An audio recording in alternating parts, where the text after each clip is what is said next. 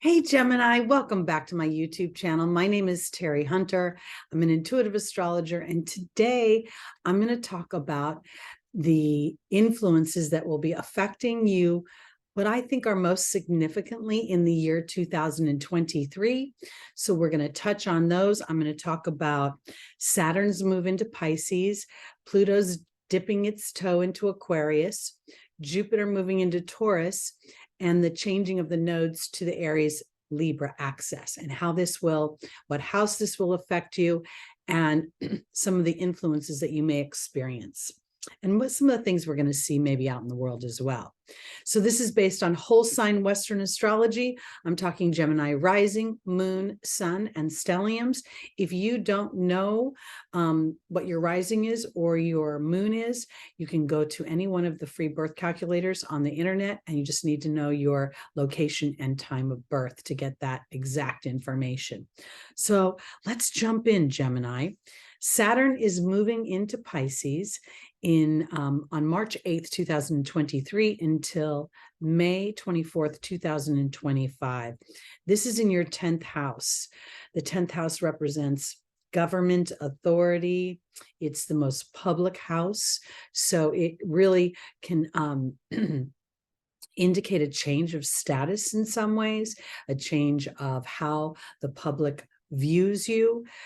Saturn is going to rule large institutions like big financial institutions, banking, any large companies or corporations. Saturn by nature rules restriction, responsibility, moral obligation, professional reputation, and public view. It represents father time, self-discipline, and it is related to positions that build in the material world, and positions of authority. Oftentimes we refer to Saturn as ruling things like construction, building materials, offshore type things. It rules oil and coal and mining as well. It also rules boundaries, reality, patience, and wisdom. And here in Pisces, I think that's what the focus is going to be on, is for Gemini with boundaries, creating your reality from a spiritual point of view, being aware of the ancestral effect that has maybe permeated your choices or your life up until now. When I say historical effect, I mean, when I was a kid, my mom used to always say children were meant to be seen and not heard. And I'm like, children are super loud and super aware. And that experience sets the tone for our adult lives. Gemini, in many ways, rules our childhood experience. So here with Saturn in Pisces, I think it's an opportunity for you to really garnish some wisdom about your experience. And I want to offer it this way, because if it was challenging, oftentimes Spirit has shown me that those that incarnate with a challenging childhood are being of service to many others, because they usually take that challenge and transform it into a career that supports other people's evolution and growth. So I think that's super important. Let's talk about what Pisces is. Pisces rules creativity, imagination, dreams, intuition, healing, psychic connection. It also rules imprisonment, addiction, escapism, delusion, a little bit of victimhood. It represents ancestors, ancestral effect. So does Saturn. It represents a karmic dynamic. It's where we've experienced the human journey, and now we are re-assimilating into the collective. It rules our emotional fluidity and compassion. It also rules the water systems of the body. So there's the blood, mucus, lymphatic system, as well as the immune system. Saturn rules bones and teeth and hair, the skeletal system. So these two things are going to come together in some ways. Pisces is ruled by Neptune. Neptune rules the oceans, the seas, the elements of weather associated with water. It also rules alcohol and drugs. So that's more the challenging side of it. As far as Neptune also rules fungus, things that are born through a moisture and bacteria, fungus, viruses. It also refines, purifies, and it is the planet that rules fog and mist. So sometimes things are not clear, compelling us to use our inner knowing versus our rational thinking. Now we're seeing the planet of rational thinking, rational behaviors, obligatory, dutiful actions come together with the planet of intuition and of emotional manifestation. That's the way I want to refer to it. So I think on a personal level for my Geminis, I think this is an opportunity for you to really think about the structures that you want to build from a spiritual perception within your work environment.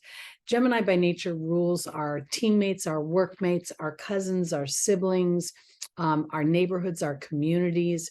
So, and not to mention information, writing, teaching, speaking. So all of this may come into play because you're getting an opportunity at this chapter in your life to start to implement structures that support the hopes, the dreams, the vision that your soul had of how you wanted to live this earthly experience.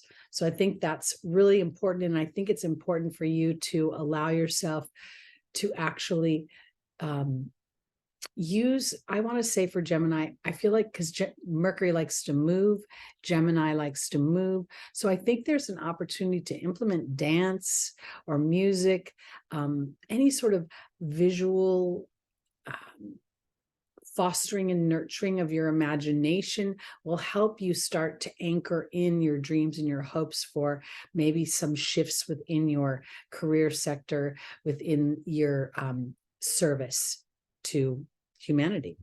We're also going to see on a more environmental level, meaning around us, within our communities, on a world stage. I think Saturn, as its journey through Pisces, is going to really bring maybe at first more regulations about the systems that Pisces rules, regulations regarding our immune system, regarding how we treat our bodies. We may see some limitations and restrictions when it comes to the use of natural resources right now, things that we are used to having more bounty with. I think it's also going to start to reveal information about traditional systems, because we also have Pluto going into Aquarius, and there's a synergy with all of these planets, whether they appear to be having a conversation or not, because they're all showing up at this time, at this degree, for a purpose. And I think what we're going to see is that with Saturn moving into Pisces, some of the traditional systems we've become accustomed to are going to require renovation because they are out of balance and actually not serving those public forums. So I think education, food, medical, and financial systems are going to come under a little bit more scrutiny. And I think that's going to happen because Saturn's going to initially restrict it. And I think when Pluto goes into Aquarius, people are going to be a little bit more like, hold on a minute. Let's review. Let's look at this. I'm not sure I want to move this direction. The kind of exciting thing about this Saturn in Pisces to me is I think we're going to see more research and exploration of the oceans, maybe even building structures that support the human life while exploring deeper depths of the ocean. I've heard it said that we know more about Mars than we do about the oceans on our own planet. I think we're going to discover ancient civilizations and structures beneath the oceans that support theories of very prosperous and innovative and technologically advanced civilizations in our histories, namely Atlantis, Lemuria, and potentially extraterrestrial life, although I believe that's going to become more obvious, not just because of Saturn going into Pisces, but it's often been said that many Alien portals for transportation are out in our oceans. Number one, they're isolated from the human eye. And I don't know, there's something about the water conduit that helps facilitate things. I really don't know, but that's the theory. So I think we'll also potentially see more. I want to offer it this way. I feel as if Saturn moving into Pisces will be a time when we really start to become masters of our own spiritual truth. And I think as we live in the 3D world and want to truly live our dreams and our hopes, that this is very Piscean. And now Saturn is going to give us the tenacity and the endurance to create the structures and the devotion to those structures and to those dreams that support us. So Gemini, I really think this is an opportunity for you to rewrite your career sector, and in a way that comes from a lot more passion, creativity, and imagination. Now we see Pluto dipping its toe into your 9th house of Aquarius. And here, I think this is really going to speed up the process of what's going on in your 10th house.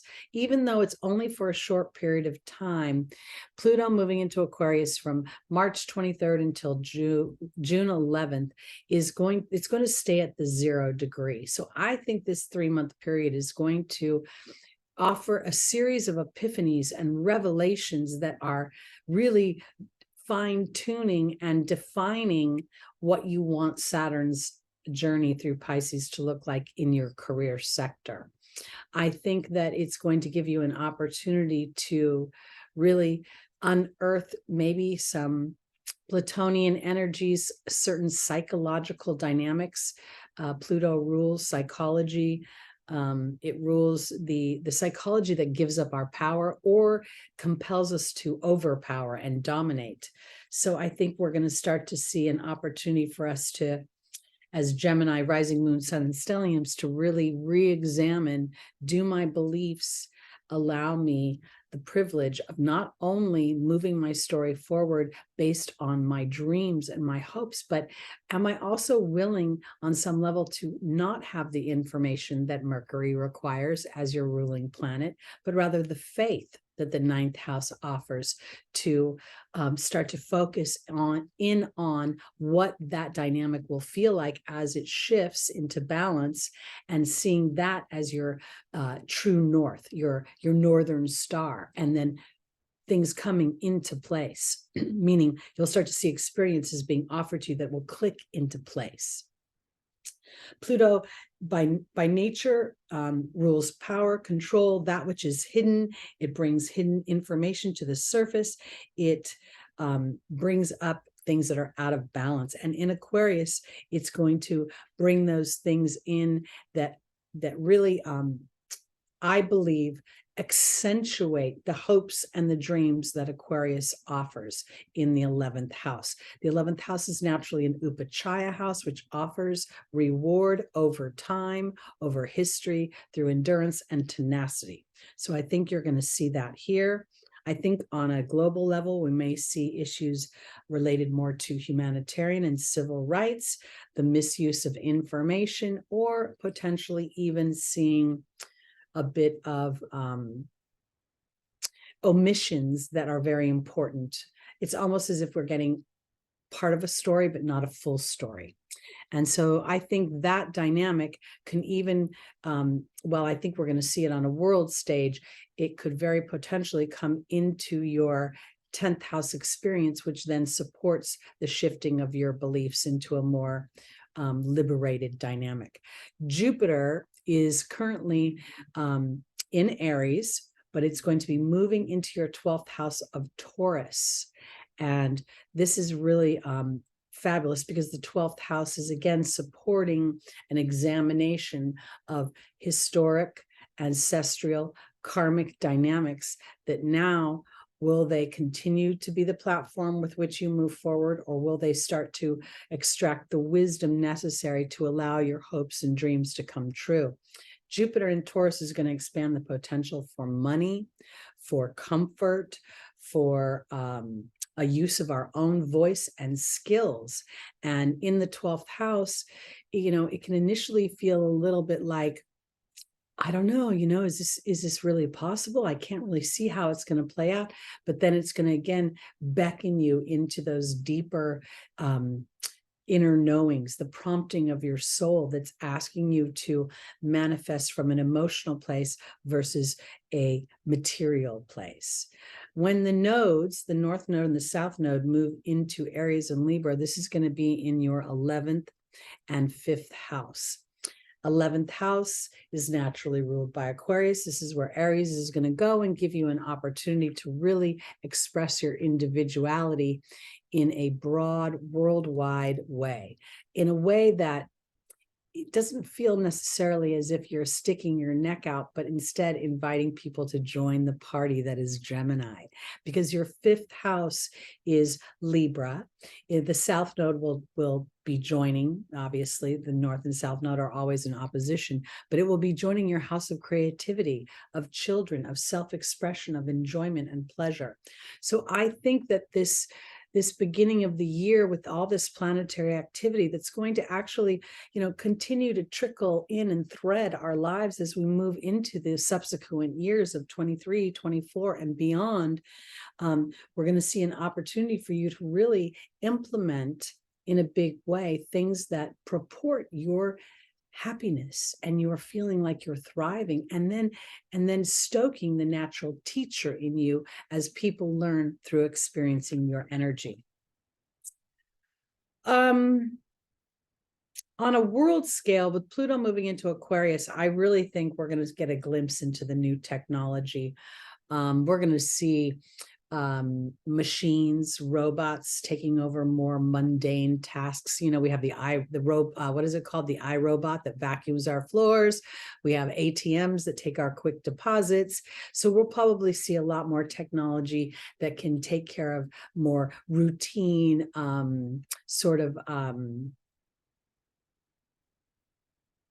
don't want to say it feels, if I say mundane, it feels negative, but repetitive jobs. I think we're going to see that happening.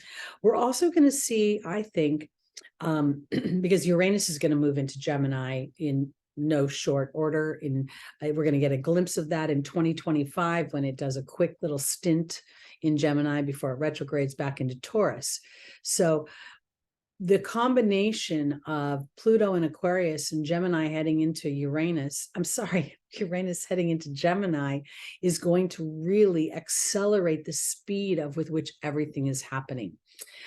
So the technological advances that we see, we could see flying cars, we can see holographic meetings, we can see, really Star Trek-y kind of, Star Wars sort of dynamics coming up. I think we're going to find out that there's, evidence of extraterrestrial life here on the planet, has been, will be, continue to be, and maybe even start to see that integrated into our societies as a result of the discoveries we've made under the oceans. I believe finally that we are going to first and foremost understand as a global community that our thoughts are things. And those of us that have been practicing that dynamic are going to thrive in ways that people don't expect and will appear to be magical. And this is why all the consciousness that you're putting forth into your Saturn entering your 10th house and Pluto entering your 9th house and Jupiter illuminating your 12th house of karmic opportunities to take advantage of your dreams and your hopes, then we see this nodal axis in your house of expression and individuality and personal pleasure. So I think that there's a lot of really very fun and warm, fuzzy things that can happen. I feel almost like those of us that are conscious are going to be like Mr. Magoo. We'll be happily walking through life, and while there'll be little bombs going off all around us as the structures we know literally crumble and turn to dust and new structures are erected, we will find our happiness, our peace, and our sense of meaning and value in the world because of our connection to spirit and our awareness of our own thought process and how thoughts are things and things create our experience, and our experience is how we view our happiness. So that's it for your kind of yearly overview. I will be doing videos on all these dynamics in much more detail as we go through the year. I will be back live this Sunday, January 8th, 11 a.m. Pacific time, where we do our live angel scopes, where we get the angels' advice for traversing the week ahead's transits.